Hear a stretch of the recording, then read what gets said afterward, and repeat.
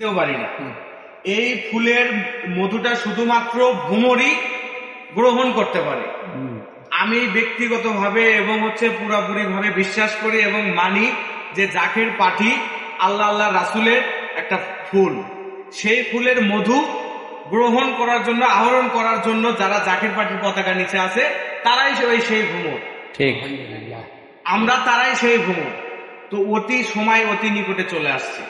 আমরা বিভিন্ন সময় স্যারের বিভিন্ন কথা শুনতাম এবং দেখতাম যে বলতো স্যার যে জাকের পার্টি বাংলাদেশের রাষ্ট্র ক্ষমতায় আসবে, বাংলাদেশের রাষ্ট্রের চেয়ারে বসবে এবং বাংলাদেশকে শাসন করবে, এটা আমরা সবাই জানতাম। কিন্তু রিসেন্টলি স্যার আমাদের যে বার্তাটা দিয়েছে যে অতি শীঘ্রই জাকের পার্টি রাষ্ট্র ক্ষমতায় আসবে, 1 বছর লাগার কোনো কথাই না।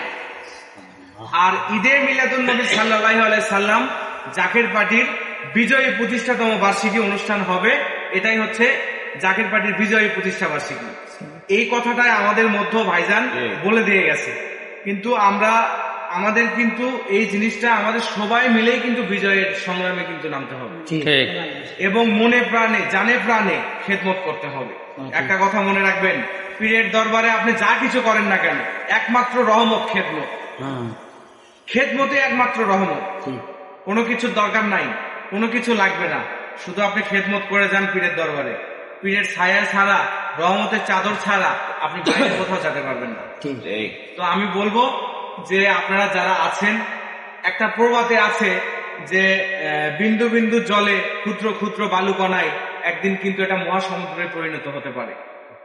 তো আজকে আমরা যারা 5 জন আজকে ঘরের মধ্যে বসছি, এমন একটা সময় আসবে, এমন একটা দিন আসবে, এমন একটা রাত আসবে, এমন একটা দিন আসবে যে এই শিবগঞ্জ উপজেলাতে মানুষ আপনি বসার জায়গা দিতে পারবেন না জাকের পার্টি।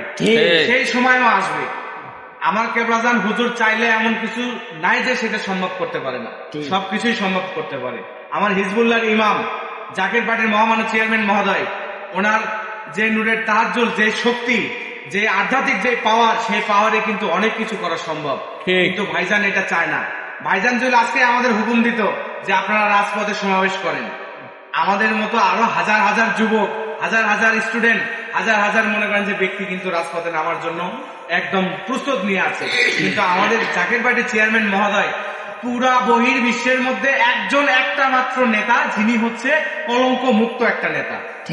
আমাদের গর্ব করা উচিত যে আমরা যে মহান নেতার পিছনে আছি এবং যার কদমে আছি, দয়া করে মালিক আমাদের রেখেছে, সে হচ্ছে বহির বিশ্বের ভিতরে একমাত্র নেতা যার কোনো কলঙ্ক নাই। তিনি হচ্ছে আমাদের খাজা আলহাজ মোস্তফা আমির ফয়সাল মোজাদ্দেদি সাহেব, জাকের পার্টির মহামান্য চেয়ারম্যান মহোদয়। তো আমরা তার হুকুমগুলো মানব, তার দেখানো পথ দিয়ে আমরা চলার চেষ্টা করব এবং সেই নির্দেশগুলো আমরা মাথায় ধারণ করব, হৃদয়ে ধারণ করব। জাকের পার্টি আমরা অন্তরে ধারণ করব। জাকের পার্টি যুবগণকে আমরা কিভাবে আরো বিস্তার ঘটানো যায়, প্রভাব ঘটানো যায়, আরো ছড়িয়ে ছিটিয়ে দেওয়া যায়, হাতকে শক্তি করা যায়, সেই দিকে আমরা এগিয়ে যাব। তো আমি আর কোনো কথা বাড়াতে চাচ্ছি না। এই সংক্ষিপ্ত আকারে কথা বলে আমি শেষ করছি। আমার কথার মধ্যে ভুল বেয়াদবি হয়ে থাকলে অবশ্যই ক্ষমা সুন্দর দৃষ্টিতে দেখবেন। আর আমার প্রিয় বড় ভাই